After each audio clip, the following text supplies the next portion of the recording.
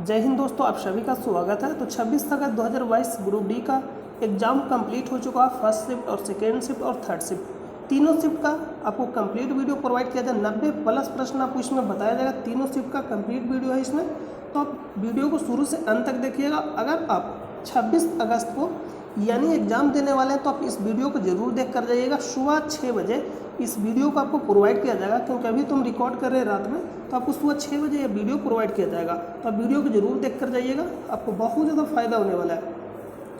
तो आइए हम सीधा वीडियो को शुरू कर रहे हैं। और चैनल पर पहली बार आप विजिट कर रहे हैं तो आप चैनल पर पहली बार विजिट करें तो चैनल को आपको सब्सक्राइब नहीं करना। आप वीडियो को पूरा कंप्लीट देखिए, और वीडियो पसंद आता है तो ही आप चैनल को सब्सक्राइब करिए और अपने दोस्तों पर शेयर कर दीजिएगा। इसका PDF आपको टेलीग्राम चैनल पर प्रोवाइड कर दिया जाता है। इसका लिंक आपको वीडियो के डिस्क्रिप्शन में मिलेगा, या आप टेलीग्राम चैनल पर जाकर सर्च कर सकते हैं स्टडी लिंक PDF, वहाँ से भी जाकर आप ज्वाइन कर सकते हैं। तो आइए हम सीधा वीडियो को शुरू करते हैं। तो यहाँ प्रश्न पूछा गया, ये आपका फर्स्ट शिफ्ट का 2022 में बेंगलुरु में किसने साइबर सिक्योरिटी हब ओपन किया? तो IBM। तो प्रश्न बनता है कि IBM का फुल फॉर्म क्या होता है? तो इसका फुल फॉर्म होता है इंटरनेशनल बिजनेस मशीन, इसका फुल फॉर्म होता है। नेक्स्ट जो प्रश्न पूछा गया, नेक्स्ट जो प्रश्न है, कार्बन का गुण कौन नहीं है, यानी कार्बन से रिलेटेड प्रश्न पूछा गया। तो इसका संकेत क्या होता है? C होता है। परमाणु संख्या कितना होता है? 6 होता है। संयोजकता कितना होता है? 4 होता है। ये सब सारा पूछा जाता है। और यह किस आवर्त में है? तो अगर आवर्त तोड़िएगा तो कितना में आएगा? 2। यह किस आवर्त में आता है? दूसरा नंबर आवर्त में आता है, सेकेंड आवर्त में आता है। किस आवर्त में आता है? सेकेंड आवर्त में। ये सब सारा आपसे पूछा जाता है। तो प्रश्न में पूछा कि कौन सा गुण नहीं है? तो कार्बन है जो सबसे लंबा श्रृंखला बनाता है, अपरूप अधिक होता है। कार्बन का अपरूप में अगर बात करेंगे तो ग्रेफाइट हो गया, ग्रेफिन हो गया, फ्लेरिन हो गया, ये सब क्या है? कार्बन का अपरूप है। तो कार्बन क्या है? कार्बन एक अधातु है। कार्बन धातु नहीं है, तो कार्बन एक अधातु है। तो इसमें धात्विक गुण पाया जाएगा क्या? नहीं। तो गलत ही तो चुनना है। तो धात्विक गुण नहीं पाया जाता है किसमें? कार्बन में। कार्बन में क्या पाया? अधात्विक गुण, सबसे लंबा श्रृंखला बनाता है, अपरूप अधिक होते हैं। तो ये सब प्रश्न पूछा गया था। तो कार्बन का प्रूफ भी पूछा जाता है। तो ग्रेफाइट हो गया, ग्रेफिन हो गया, हीरा हो गया, फ्लेरिन हो गया, ये सब क्या है? कार्बन का अप्रूफ है, और ये सबसे लंबी श्रृंखला बनाता है। और एक किस आवर्त में आता है? सेकेंड। संयोजकता 4 हो जाएगा, परमाणु संख्या 6 हो जाएगा, और संकेत C हो जाएगा। नेक्स्ट प्रश्न पर चलते हैं। नेक्स्ट जो प्रश्न पूछा है कि 26 जनवरी 2003 को कौन सा दिन होगा? तो आप इसको निकाल लीजिएगा, क्योंकि आप रीजनिंग पढ़े होंगे तो आप इसको आसानी से निकाल सकते हैं। इसका हम सोल्यूशन आपको टेलीग्राम चैनल पर दे देंगे, क्योंकि यहाँ बताएंगे तो वीडियो बहुत ही ज़्यादा लंबा चला जाएगा, तो आप इसको खुद से सोल्यूशन कर लीजिएगा। नेक्स्ट है कि अवतल दर्पण में वस्तु 20 सेंटीमीटर पर रखी है, उसका प्रतिबिंब 10 सेंटीमीटर दर्पण के पीछे बनता है, तो फोकस लंबाई कितना होगा? ये अवतल दर्पण है और बोला गया कि जो प्रतिबिंब बनता है दर्पण के पीछे बनता है।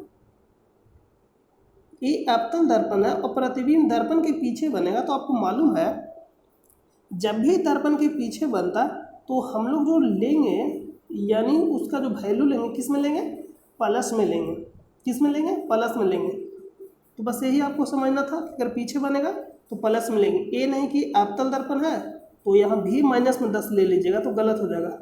तो यहाँ पर हम लोग लेंगे 20 सेंटीमीटर, वस्तु 20 सेंटीमीटर पर रखी गई है, यानी U बराबर -20 सेंटीमीटर, V बराबर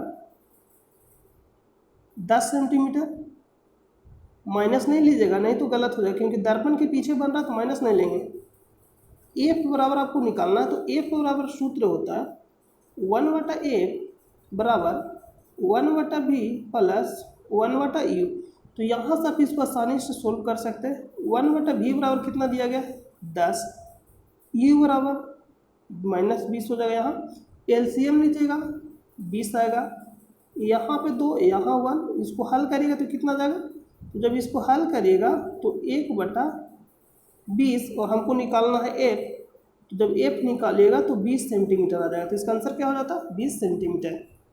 नेक्स्ट प्रश्न पर चलते हैं। और अवतल दर्पण से रिलेटेड और भी प्रश्न पूछा जा रहा है, क्योंकि बहुत ही ज़्यादा इससे रिलेटेड प्रश्न पूछ रहा है, प्रकाश से रिलेटेड, तो आपसे पूछा जाएगा। ये मान लीजिए कि अवतल दर्पण है और ये आपका पी है, ये मुख्य अक्ष है, और ये पी क्या है, ध्रुव है। यहाँ मान लीजिए एफ है, यहाँ सी और यहाँ अनंत। अगर वस्तु अनंत पे रहेगा तो प्रतिबिंब कहाँ बनेगा, ए पे बनेगा। अगर वस्तु अनंत और सी के बीच रहता तो प्रतिबिंब कहाँ बनेगा, सी और एफ के बीच। यानी आपको क्या करना है, इधर से बढ़ना तो इधर से भी बढ़ना एक कदम। अगर वस्तु सी पे रहेगा तो प्रतिबिंब सी पर भी बनेगा। अगर वस्तु सी और एफ के बीच रहेगा तो यहाँ बनेगा सी और अनंत के बीच। अगर वस्तु एफ पे रहेगा तो प्रतिबिंब अनंत पे बनेगा। वस्तु एफ पे रहेगा तो प्रतिबिंब अनंत पे, यानी वस्तु अनंत पे तो प्रतिबिंब एफ पे, वस्तु अनंत और सी के बीच प्रतिबिंब सी और एफ के बीच, वस्तु सी पे तो प्रतिबिंब सी पर ही बनेगा, वस्तु सी और एफ तो प्रतिबिंब कहाँ बनेगा, सी और अनंत के बीच, वस्तु एफ पे तो प्रतिबिंब अनंत पे। आपको कुछ नहीं करना, इधर से एक कदम बढ़ना तो इधर से भी एक कदम बढ़ना। अगर वस्तु अपवाद आप याद रखिएगा कि अगर वस्तु एफ और पी के बीच रहेगा तो प्रतिबिंब दर्पण के पीछे सीधा बनेगा, और जब भी कोई चीज़ सीधा बनता है तो क्या होगा, काल्पनिक होगा, और काल्पनिक को ही आभासी बोलते हैं। तो हम यहाँ पे आ लिख दे रहे हैं, काल्पनिक बनेगा, आभासी बनेगा, आभासी को ही क्या बोलते हैं, काल्पनिक। तो सीधा बनेगा, काल्पनिक बनेगा, और कैसा बनेगा, बड़ा बनेगा। जब भी काल्पनिक मतलब बड़ा, तो याद रखिएगा कि कैसा प्रतिबिंब बनेगा। एक अपवाद है कि एफ और पी के बीच रखेगा तो दर्पण के पीछे बनेगा, सीधा बनेगा, काल्पनिक बनेगा और बड़ा बनेगा। बाकी ये जो आप देख रहे हैं ये दोनों छोटा बनेगा, ये दोनों कैसा बनेगा, छोटा बनेगा।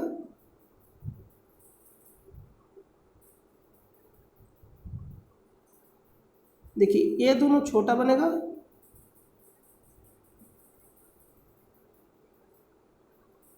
ये दोनों छोटा बनेगा, ये बराबर बनेगा, और ये दोनों बड़ा। और कैसा बनेगा, वास्तविक बनेगा और उल्टा बनेगा। समझ गए, वास्तविक और उल्टा बनेगा सब। ये दोनों छोटा बराबर और ये दोनों बड़ा। तो सबसे छोटा क्या बनेगा, सी पे, उससे थोड़ा बड़ा, ये फिर बराबर, ये और बड़ा, ये सबसे बड़ा। तो प्रश्न पूछेगा सबसे छोटा कहाँ बनेगा, जब अनंत पे वस्तु रखेंगे तो ए पे बनेगा और सबसे छोटा बनेगा। तो ये कंप्लीट हो गया, आप इसको याद रखिएगा। ये आपका रहा अवतल दर्पण। और उत्तल दर्पण में क्या होता है, तो छोटा बनता है, सीधा बनता है और काल्पनिक बनता है। ये आप याद रखें उत्तल दर्पण में। उत्तल दर्पण से अगर आपको नहीं याद रखता है तो गाड़ी में जो दर्पण लगा होता है साइड मिरर में, वो क्या रहता है, उत्तल दर्पण। तो उत्तल दर्पण से याद रखिएगा वो सीधा बनता है, छोटा बनता है और काल्पनिक बनता है। और यही का उल्टा, इसी का उल्टा क्या हो जाएगा, अवतल दर्पण का उल्टा होता है उत्तल लेंस, और उत्तल दर्पण का उल्टा होता है अवतल लेंस। तो सेम ही बनेगा और बाकी इसमें कुछ भी नहीं करना। नेक्स्ट प्रश्न पे चलते हैं। नेक्स्ट प्रश्न है कि फोकस दूरी 25 सेंटीमीटर हो तो लेंस की क्षमता कितनी होगी। सेंटीमीटर में रहेगा तो P बराबर होता है 1/f जब सेंटीमीटर में हो, लेकिन मीटर में रहेगा तो P बराबर होता है 100/f। P बराबर क्या होता है, 100/f। ये आपका किस में होगा, जब मीटर में रहेगा। जब फोकस दूरी सेंटीमीटर में होगा तो क्या लगाएंगे, यहाँ पे देखिए, यहाँ पे थोड़ा सा गलती हम लिख दिए, उल्टा लिख दिए हैं, कुछ किए नहीं है। यहाँ पे क्या किया, उल्टा लिख दिए। जब सेंटीमीटर में रहेगा तो हम लोग जो फार्मूला लगाएंगे 100/f, जब सेंटीमीटर में रहेगा, जब सेंटीमीटर में रहेगा। और जब मीटर में रहेगा तो 1/f लगाएंगे। ये आपको सिंपल याद रखना, P बराबर 1/f। तो यहाँ सब गलती कर सकते हैं मीटर और सेंटीमीटर में, तो आपको चेंज करना पड़ेगा। तो आप इसलिए याद रखिए, सीधा सेंटीमीटर में रहेगा तो आप इसको लगाइएगा, और मीटर में रहेगा तो इसको। सेंटीमीटर में दिया गया है तो 100 क्या हो जाएगा, 25। इसको काटिए, कितना आएगा, 4 डायोप्टर हो जाएगा, सेंटीमीटर नहीं, 4 डायोप्टर इसका क्या हो जाएगा, आंसर हो जाएगा। नेक्स्ट प्रश्न पर चलते हैं। नेक्स्ट है कि अगर दो प्रतिरोध को समांतर क्रम में जोड़ा जाए तो समतुल्य प्रतिरोध कितना होगा। मान लीजिए कि दो प्रतिरोध, एक प्रतिरोध R1 है और दूसरा प्रतिरोध R2, दोनों को समानांतर क्रम में जोड़ा जा रहा है।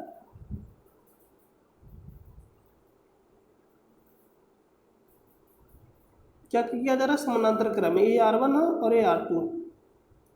जब इसको समानांतर क्रम में जोड़िएगा तो 1/RP बराबर होता है 1/R1 बटा 1/R2।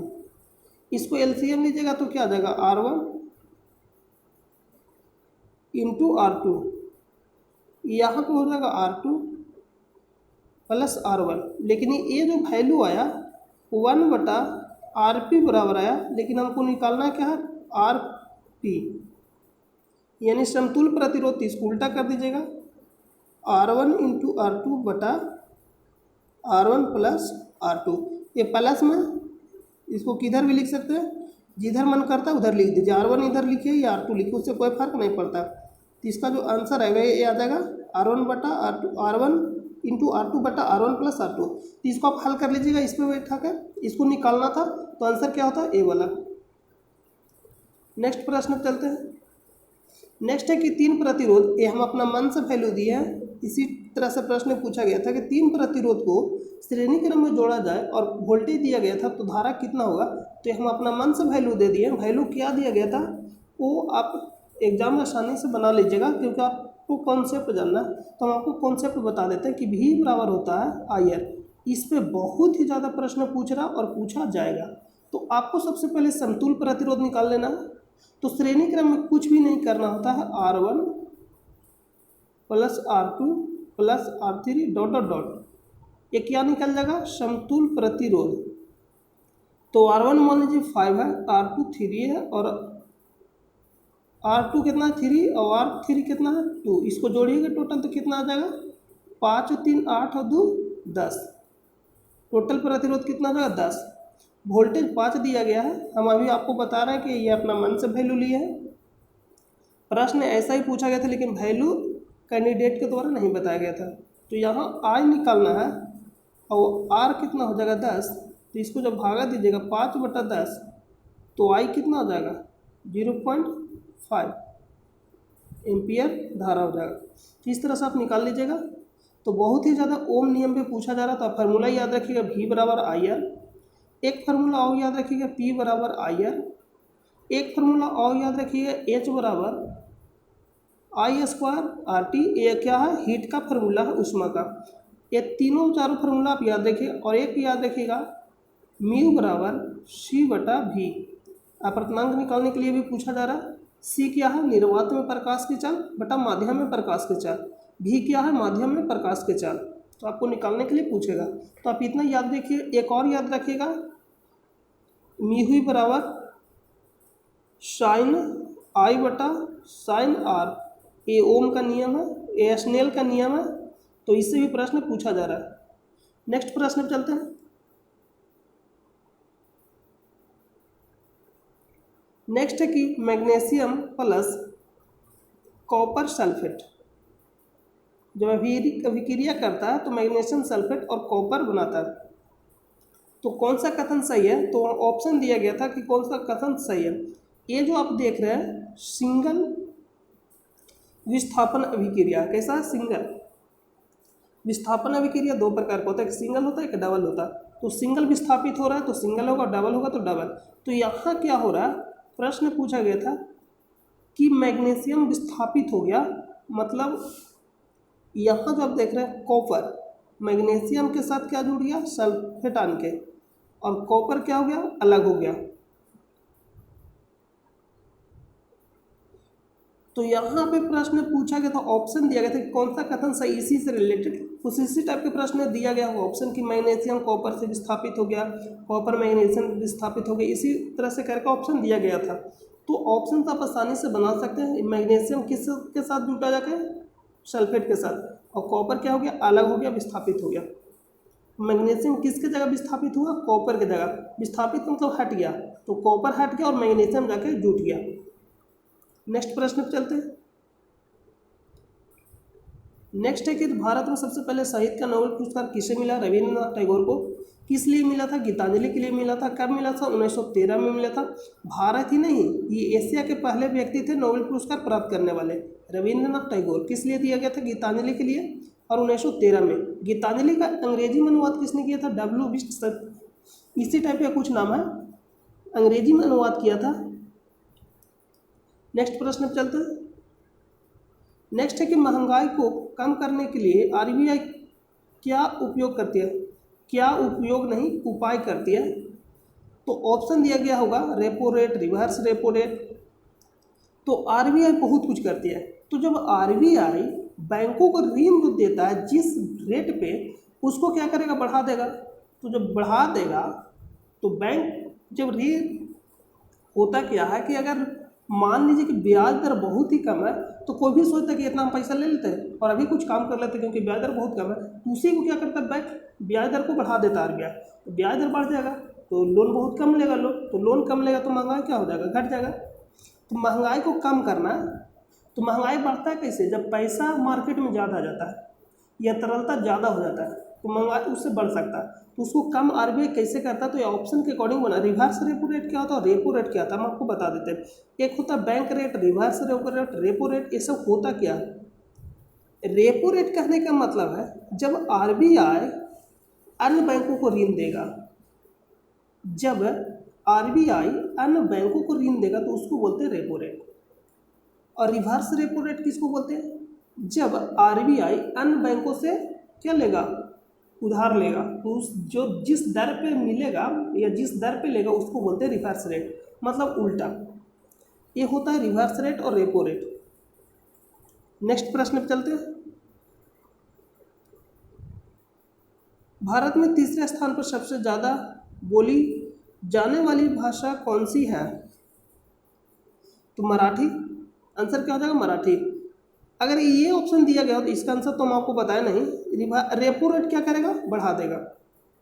रेपो रेट क्या करेगा? बढ़ा देगा। बैंक रेट बढ़ा देगा। तो ऑप्शन के अकॉर्डिंग उसका आंसर होगा, क्योंकि कंप्लीट प्रश्न नहीं है तो हम आंसर आपको ज़्यादा नहीं बता सकते। सबसे अधिक विद्युत ऋणात्मकता कौन होगा? तो कौन होगा? हम आपको बताया था कि सबसे अधिक, देखिए आवर्त में विद्युत ऋणात्मकता बढ़ता और वर्ग में घटता, तो इसका कहने का मतलब जो यहाँ होगा उसका सबसे अधिक होगा, क्योंकि इधर जाने पे बढ़ता और इधर जाने पे घटता। तो इसमें प्रश्न ऑप्शन दिया गया होगा, किसका होगा? Fluorine, chlorine, bromine, iodine. तो सबसे अधिक फ्लोरीन का होगा, उसके बाद क्लोरीन, उसके बाद ब्रोमीन। तो जो ऑप्शन में दिया सर्वाधिक फ्लोरीन का, उसके बाद क्लोरीन। ऑप्शन के अकॉर्डिंग इसका आंसर होगा। अगर ऑप्शन में हीलियम है तो हीलियम का आंसर होगा, इसलिए ऑप्शन में देता ही नहीं है, फ्लोरीन क्लोरीन ही देता। तो यहाँ आंसर क्या हो जाएगा? फ्लोरीन है तो फ्लोरीन होगा, फ्लोरीन के बाद क्या होगा? क्लोरीन। आप सीधा कॉन्सेप्ट याद रखें कि इधर जाने पे विद्युत ऋणात्मकता क्या होता है? बढ़ता, और इधर जाने पे घटता। इसको बोलते हैं आवर्त और इसको बोलते हैं वर्ग। यानी ये भी कह सकते हैं कि आवर्त में जाने में बढ़ता और वर्ग में जाने पे घटता। इसको बोलते हैं क्षारीय धातु, इसको बोलते हैं क्षारीय मृत धातु। और वर्ग 17 को हाइड्रोजन बोलते हैं, वर्ग 18 को अकीरिय गैस बोलते हैं।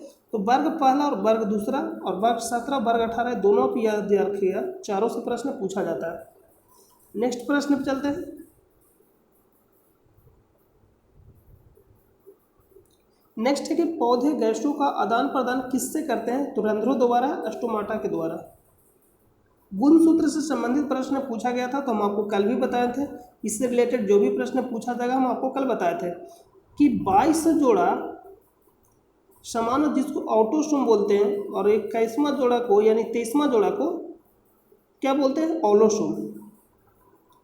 यानी XY, इसको मानते बोवाई, यानी बोवाई नहीं, इसको मेल मान लीजिए, और इधर फीमेल।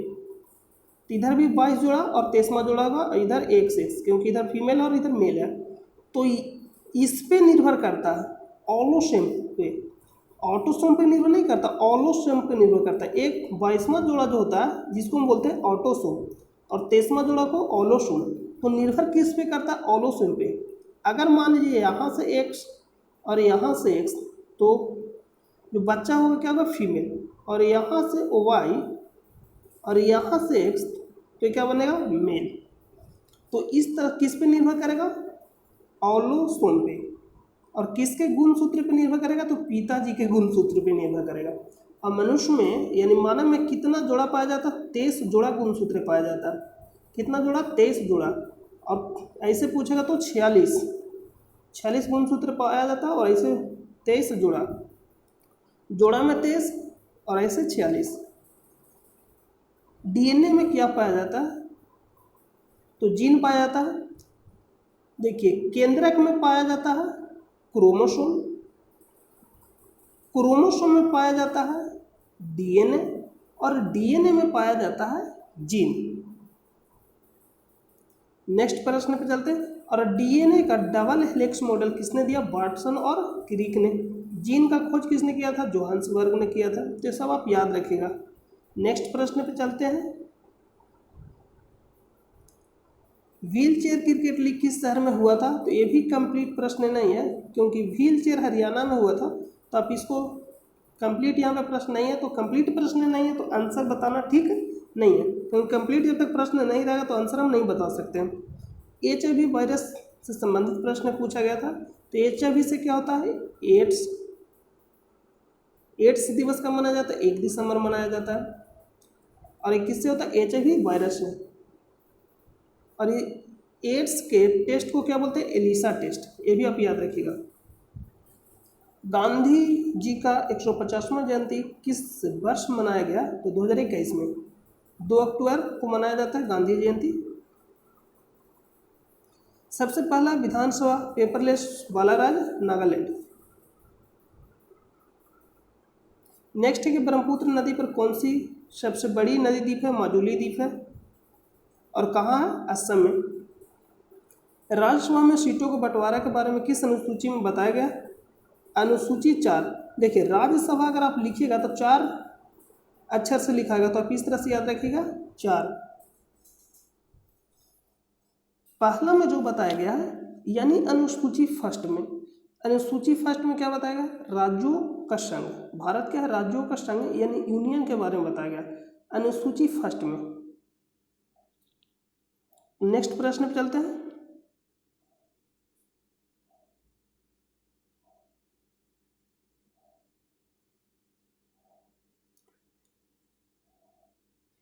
अगर अनुसूची तो फर्स्ट आपको बता दिए, सेकंड पूछेगा तो इसमें क्या है, वेतन है।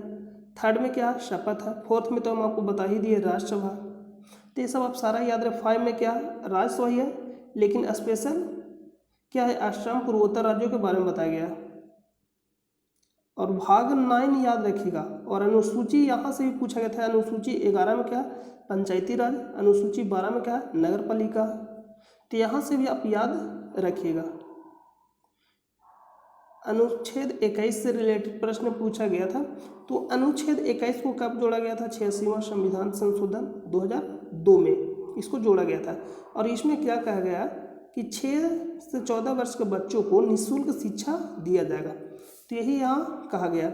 और 86वां संविधान संशोधन के तहत ही 2002 में 11वां बोल रहे हैं, 11वां मौलिक कर्तव्य, क्योंकि 12वां तो मौलिक कर्तव्य है ही नहीं, 11वां मौलिक कर्तव्य जोड़ा गया। और किससे संबंधित है 11वां मौलिक कर्तव्य, शिक्षा से। ये भी प्रश्न आपसे पूछा जाएगा। प्रो कबड्डी लीग हाल ही में किसने जीता, तो दबंग दिल्ली। आंसर क्या हो जाएगा, दबंग दिल्ली। रासायनिक अभिक्रिया दिया था, वो संतुलित करना था, तो आप आसानी से कर सकते हैं। टमाटर इसको मिलाने के लिए दिया गया था, तो टमाटर में ऑक्जेलिक अम्ल होता, संतरा में सिट्रिक अम्ल होता, सिरका में एसिटिक अम्ल होता। ये सब आप आसानी से मिला सकते हैं। और सेब में कौन सा अम्ल होता है, मैलिक अम्ल होता है। नेक्स्ट है कि न्यूलैंड का अष्टक नियम में बेरिलियम के जैसा गुण किसका होता है, तो आप आसानी से कर सकते हैं। न्यूलैंड ने कौन सा नियम दिया, अष्टक नियम। अष्टक नियम ये कहता था कि जो पहला तत्व है वो 8वें तत्व के समान होगा, दूसरा 9वें, तीसरा 10वें, और चौथा 11वां, और जो 5वां तत्व होगा 12वें तत्व के समान होगा।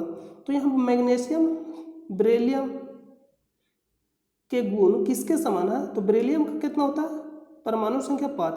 तो 5 में अगर आप 7 जोड़िएगा तो कितना का 12, यानी 12वें तत्व के समान होगा। तो 12वां में कौन सा, मैग्नीशियम। तो इस तरह से आप याद रखते हैं। और भी यहाँ से पूछा जाएगा कि इसका जो नियम है कहाँ तक लागू होता है, तो इसका नियम कैल्शियम तक ही लागू होता है। और इसके नियम जो अष्टक नियम दिया गया था न्यूलैंड के द्वारा, कोबाल्ट और निकेल को हाइड्रोजन के साथ रखा गया और Fe से दूर रखा गया। ये सब सारा प्रश्न पूछा जा गया है और पूछा भी जाएगा। इसके समय ज्ञात तत्वों की संख्या कितना थे, कितना हो जाएगा 56। और ये शुरू कहाँ से किया था, हाइड्रोजन से, और समाप्त कहाँ किया था, थोरियम पे। नेक्स्ट प्रश्न पे चलते हैं। नेक्स्ट सेकेंड शिफ्ट का प्रश्न यहाँ आ गया। रिंगवेद में कितने सूक्त हैं, 1028, और मंडल कितने हैं, 10। नौवें मंडल में किसके बारे में बताया गया, सोम के बारे में बताया गया, सोम देवता के बारे में। ब्लीचिंग पाउडर अभिक्रिया से संबंधित प्रश्न पूछा गया था, तो ब्लीचिंग पाउडर का सूत्र क्या होता है, CaOCl2। ऐसे नहीं तो हम लोग ऐसे भी लिखते हैं *Cl, तो आप इसको भी याद रखिएगा। नेक्स्ट है, लेड नाइट्रेट को गर्म करने पर कौन सी गैस निकलती है। जब हम पहला दिन आपको वीडियो बनाकर प्रोवाइड किए थे, उसी दिन बताए थे कि इससे रिलेटेड प्रश्न पूछा जाएगा। तो लेड नाइट्रेट को जब हम गर्म करते हैं तो कौन सी गैस निकलती है, तो रिड्यूस कौन सी गैस होती है, लेड नाइट्रेट। और ये अपक्षेप के रूप में देखिए, ये जो नाइट्रोजन डाइऑक्साइड निकलती है, नाइट्रोजन डाइऑक्साइड, O2 ऑक्सीजन भी साथ में। तो नाइट्रोजन डाइऑक्साइड कैसे होता है, भूरा होता है। तो ये अभिक्रिया आप याद रखिएगा, मोस्ट इंपॉर्टेंट है, बहुत ही ज़्यादा पूछा जाता है और पूछा जाएगा, तो आप इसको याद रखिएगा। कौन सी गैस निकलती है, तो नाइट्रोजन डाइऑक्साइड यहाँ पर आंसर होगा। नेक्स्ट प्रश्न पर चलते हैं। हाल ही में पैरा ओलंपिक एकेडमी कहाँ खोली गई, लखनऊ में। IIT मद्रास ने कौन सा रोबोट विकसित किया, होमो SEP, इसका आंसर हो जाएगा। ICC महिला विश्व कप में किसने सर्वाधिक विकेट ली, तो झूलन गोस्वामी। आंसर यहाँ क्या हो जाएगा, झूलन गोस्वामी। नेक्स्ट है कि राष्ट्रीय भाषा संस्थान कहाँ स्थित है, मैसूर। ये रिपीट, बहुत ही ज़्यादा रिपीट प्रश्न कर रहा। IOST की स्थापना कब हुई, 1959 में। कब हुई, 1959 में। महानदी कहाँ से निकलती है, तो अमरकंटक से 3 नदी, इधर नर्मदा, इधर सोन और इधर महानदी। तो यहाँ सब याद रखिएगा, प्रश्न पूछा जा रहा है। अवसर की समानता अनुच्छेद कौन सा, 16। अनुच्छेद 14 में क्या, विधि के समझ समानता। अनुच्छेद 15 में क्या कहा गया, कि जन्म के आधार पे लिंग या धर्म के आधार पे भेदभाव पे क्या निषेध है। और अनुच्छेद 17 में क्या है, अस्पृश्यता। अनुच्छेद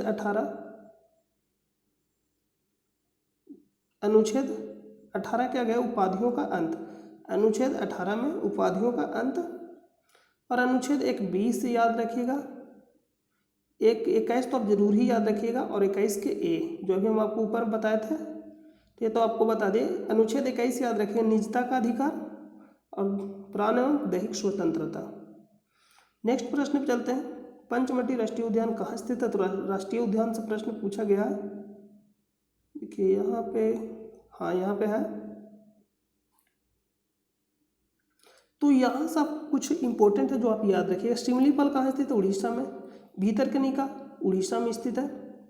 और जैसे में आपसे पूछा जाएगा बांधवगढ़, पेच, कान्हा, ये कहाँ स्थित है, मध्य प्रदेश में। तो पेच जो है मध्य प्रदेश महाराष्ट्र दोनों में स्थित है, तो आप यहाँ से याद रखिएगा। और यहाँ से याद रखिए पन्ना, पन्ना कहाँ स्थित है, मध्य प्रदेश में। रणथंभौर और सरिस्का राजस्थान में स्थित है। जो हम आपको बता रहे हैं वो जरूर याद रखिएगा। पीलीभीत कहाँ स्थित है, उत्तर प्रदेश में। वाल्मीकि बिहार में। दुधवा उत्तर प्रदेश। अचान कमार कहाँ स्थित है, छत्तीसगढ़ में। आप याद रखिएगा, पूछा जाएगा।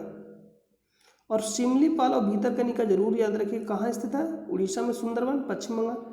मानस तो आपको याद ही होगा, मानव, काजीरंगा, ये दोनों कहाँ स्थित है, असम में। ओरांग भी कहाँ स्थित है, असम में। नामदफा कहाँ स्थित है, अरुणाचल प्रदेश में स्थित है। तो इतना आप याद रखिएगा जो आपसे पूछा जाएगा। नेक्स्ट प्रश्न पे चलते हैं। एक के भी प्रश्न पूछा जाता है, नागरहोल कहाँ स्थित है। पेरियार तो आप कर ही लीजिएगा। और इसमें हाँ बांदीपुर कहाँ स्थित है? कर्नाटक में।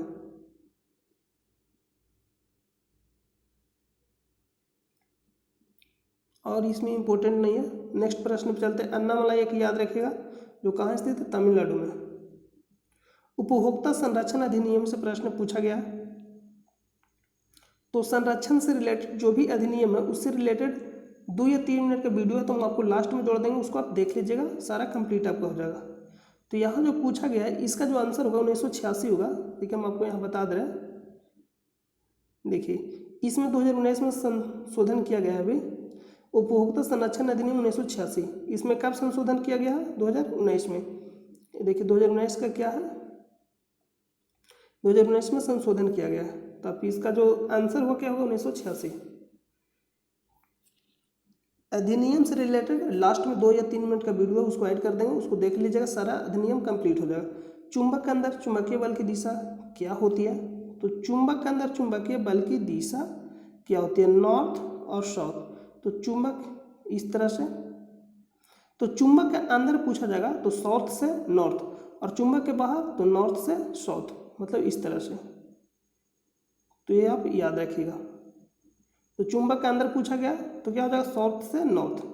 मेंडलीव का आवर्त सारणी से रिलेटेड प्रश्न पूछा गया, तो मेंडलीव का आवर्त सारणी से रिलेटेड प्रश्न पूछा गया, तो परमाणु द्रव्यमान पे सजाया था मेंडलीव ने आवर्त सारणी को। नेक्स्ट प्रश्न पे चलते हैं। भारतीय पुरातत्व का मुख्यालय कहाँ स्थित है? देहरादून में स्थित है। मध्य प्रदेश से कौन सी नदी निकलती है? तो इसमें भी कंप्लीट प्रश्न नहीं दिया गया, तो मध्य प्रदेश से कौन सी नदी निकलती है? तो इसे तो बहुत सी नदी है, चंबल, केन, बेतवा, सब सारा मध्य प्रदेश से ही निकलती है। तो यहाँ पे कंप्लीट नहीं दिया गया। ताप्ती भी मध्य प्रदेश से निकलती है, जो अरब सागर में जाकर गिरती है। अमाशय से निकलती है HCl, रेनिन और पेप्सिन भी कहाँ से निकलता है? अमाशय से स्रावित होता है। देखिए अमाशय जो है 3 भागों में बट गया। क्या है? कार्डियक, फंडिक और पाइलोरी के 3 भागों में बटा है। इसमें HCl स्रावित होता है, इसमें रोजी पाया जाता है, और इसमें रेनिन और पेप्सिन स्रावित होता है। नेक्स्ट है थर्ड शिफ्ट। योजना आयोग के पहले उपाध्यक्ष कौन थे? गुलजारी लाल नंदा। अगर अध्यक्ष पूछा जाएगा तो जो तत्कालीन प्रधानमंत्री होते हैं वही इसका अध्यक्ष होते हैं। नेक्स्ट प्रश्न पर चलते हैं। राज्यसभा का महासचिव नियुक्त कौन करता है? तो उपराष्ट्रपति नियुक्त करता है। कौन नियुक्त करता है? उपराष्ट्रपति। लोकसभा एक, राज्यसभा तो देखिए संसद 80, राज्यसभा सॉरी संसद क्या बोल दिया? 80 बोल दिया क्या? संसद 79, राज्यसभा 80 और लोकसभा 81। सरला से आप याद रखिएगा, संसद 79, राज्यसभा 80 और लोकसभा 81। नेक्स्ट प्रश्न चलते हैं। शास्त्रीय भाषा के संबंध में कौन सा कथन सही है? यहाँ से रिलेटेड प्रश्न पूछा गया, तो शास्त्रीय भाषा कितने हैं? 6। तो सबसे जो पहला जो है कौन सा? तमिलनाडु। देखिए 2004 में ही तमिल हो जाएगा आपका, संस्कृत हो जाएगा, कन्नड़, तेलुगु, मलयालम और उड़िया। ये क्या है? तो शास्त्रीय भाषा है। तो शास्त्रीय भाषा कितना? 6। और शास्त्रीय डांस पूछा जाएगा तो 8। भाषा 6 और डांस 8। ये सब सारा आपको कंप्लीट बता दिया गया। नेक्स्ट है कि लाल, बैगनी, हरा और पीला को अपर्तनांक के हिसाब से आरोही लिखा गया, यानी बढ़ते क्रम में सजाना। अपर्तनांक के हिसाब से कि सबसे ज़्यादा अपर्तनांक किसका होगा? तो बढ़ते क्रम में कहने का मतलब कि सबसे जो कम होगा उसको लिखेंगे, उसके बाद यानी छोटा से स्टार्ट करना और बड़ा तक जाना है। तो सबसे अधिक अपर्तनांक किसका होगा? तो जिसका तरंगदैर्घ्य अधिक होगा उसका अपर्तनांक सबसे कम होगा, क्योंकि म्यू बराबर होता है C/V और V बराबर होता है n लैम्डा। लैम्डा क्या है? तरंगदैर्घ्य। तो V बराबर हम लोग ये भी लिख सकते हैं कि C/n/λ, यानी कह सकते हैं कि अपर्तनांक जो होता है म्यू के जो अपर्तनांक होता है वो तरंगदैर्घ्य के व्युत्क्रमानुपाती होता है, यानी जिसका अधिक होगा तरंगदैर्घ्य उसका अपर्तनांक क्या होगा? कम होगा। तो आप यहाँ से बना सकते हैं लाल रंग का तरंगदैर्घ्य सबसे अधिक होता है, बेजानी आफी नाला से आप यहाँ से बना सकते हैं। और बैगनी का क्या होगा, सबसे कम होगा, तो सबसे कम बैगनी का होगा तो बैगनी पहले आ जाएगा।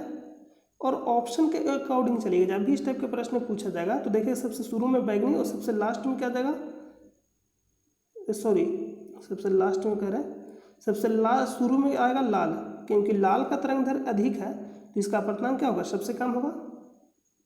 और सबसे लास्ट में क्या आ जाएगा, बैगनी, क्योंकि बैगनी का तरंग दैर्घ्य सबसे कम है, अपवर्तनांक क्या होगा, सबसे अधिक होगा। तो इस तरह से ऑप्शन मिला लीजिएगा, आसानी से आप इसको बना सकते हैं, या बैजानी अपनी नाला पे सेट करके अब इसको निकाल लीजिएगा। नेक्स्ट है कि हाइड्रोजन को क्लोरीन से क्रिया करने पर क्या बनता है, H2Cl2 और साथ में क्या बनेगा, HCl।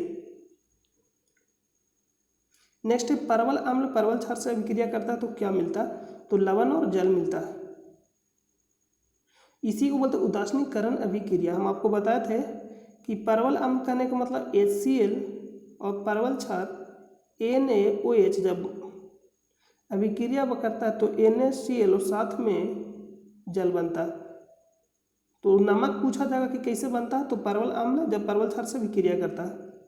नेक्स्ट प्रश्न पे चलते हैं। व्यापार करने की स्वतंत्रता कहाँ से लिया गया, ऑस्ट्रेलिया से लिया गया। आप इसका आंसर क्या करिएगा, ऑस्ट्रेलिया।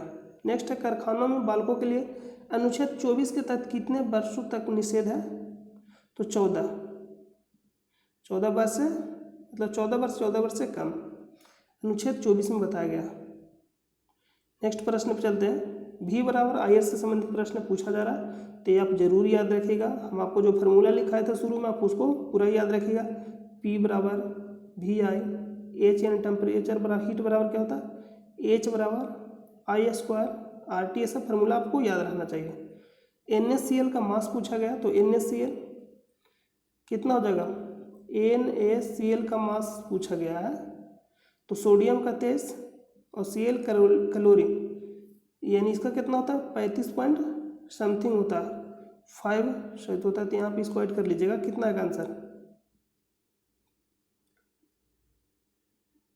58.5 आएगा। तो यही इसका क्या हो जाएगा, आंसर हो जाएगा। नेक्स्ट प्रश्न पे चलते हैं।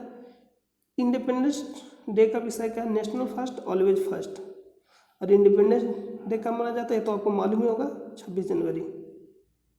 अगला प्रश्न पे चलते हैं कि अर्थशास्त्र में लॉरेंज वक्र क्या दर्शाता है, तो ये है जैसे से नीचे, ये जो लॉरेंज वक्र है क्या दर्शाता है, ये आपको कम थ्योरी है तो ये आपको पूरा कंप्लीट बताना पड़ेगा तो ही समझ में। सीधा आप याद रखिएगा लॉरेंज वक्र क्या दर्शाता है, आय की असमानता।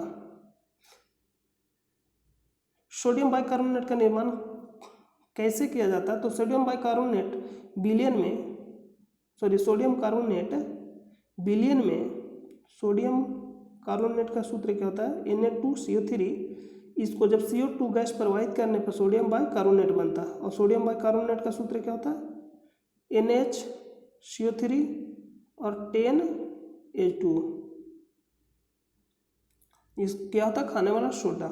नेक्स्ट है निम्नलिखित में कौन सा अधातु है, तो धातु रहेगा तो उसके बाह्यतम कक्षा में क्या होगा 1, 2 और 3। अधातु रहेगा तो 5, 6, 7। अकीरिय रहेगा तो 8। उपधातु रहेगा तो 4। सेबी की स्थापना कब किया गया था 1988 में। और इसका एक्ट कब आया था, अधिनियम 1992 में। नेक्स्ट प्रश्न पे चलते हैं। डोबरेनर का तिर्यक नियम से कौन सा कथन सही है, तो इसके बारे में बहुत ही पूछा जा रहा है, ये तो आप जरूरी याद रखिएगा। ये NCERT का क्या है, यहाँ पे कट लगाया गया है तो डोबरेनर का ये आप याद रखिएगा 3, ये डोबरेनर का ये तीनों आप याद रखिएगा, इसको आप याद ही कर लीजिएगा। Most important chlorine, bromine, iodine, lithium, sodium, potassium, ये तो बहुत ही ज़्यादा पूछा गया तो इसको आप जरूर याद रखिए, यहाँ से पूछा जाएगा। डोबरेनर ने कौन सा नियम दिया था, तिर्यक नियम दिया था। मतलब ये बताया था कि पहला तत्व दूसरा तत्व का जो औसत द्रव्यमान होगा तीसरे के बराबर होगा। तो आप इसको याद रखिएगा, मोस्ट इम्पोर्टेंट है, यहाँ से प्रश्न पूछा जा रहा है। तो नेक्स्ट प्रश्न पे चलते हैं। एंटी डोपिंग विधेयक के समय खेल मंत्री कौन था, अनुराग ठाकुर।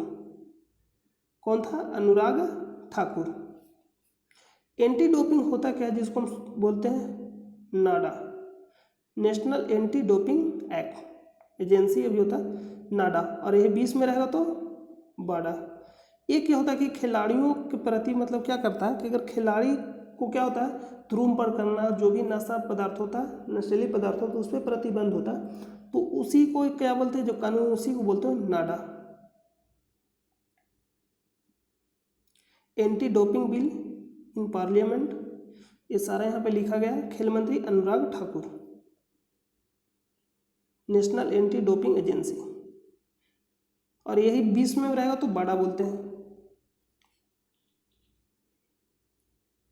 परावैज्ञानिक किरणों से मैग्नीशियम सल्फेट का अपघटन होता है तो अपघटन है, मतलब कौन सा अपघटन होता है, प्रकाश के द्वारा टूटेगा अपघटन होगा तो प्रकाश अपघटन बोलेंगे, ताप के द्वारा होगा तो तापीय अपघटन बोलेंगे, विद्युत धारा के द्वारा होगा तो विद्युत अपघटन बोलेंगे, मतलब जिसके द्वारा होगा उसको बोलेंगे, जल के द्वारा होगा तो जल अपघटन बोलेंगे। तो ये सारा कंप्लीट हो गया। उम्मीद करते हैं कि आपको अच्छा लगा होगा वीडियो। चैनल पे पहली बार विजिट कर रहे हैं तो चैनल को सब्सक्राइब कर लीजिएगा, और बाय मिस्टेक कहीं भी गलती हो गया हो तो उसको हम सुधार कर टेलीग्राम चैनल पे प्रोवाइड कर देंगे। आप लोग कमेंट करके बताइएगा, अगर आपको लगता है कहीं भी कि गलती हो गया है तो आप कमेंट करके बता दीजिएगा, उसका आंसर सुधार कर हम टेलीग्राम चैनल पे प्रोवाइड कर देंगे। तो मिलते हैं नेक्स्ट वीडियो में, तब तक के लिए अपना ख्याल रखिए। जय हिंद, जय भारत।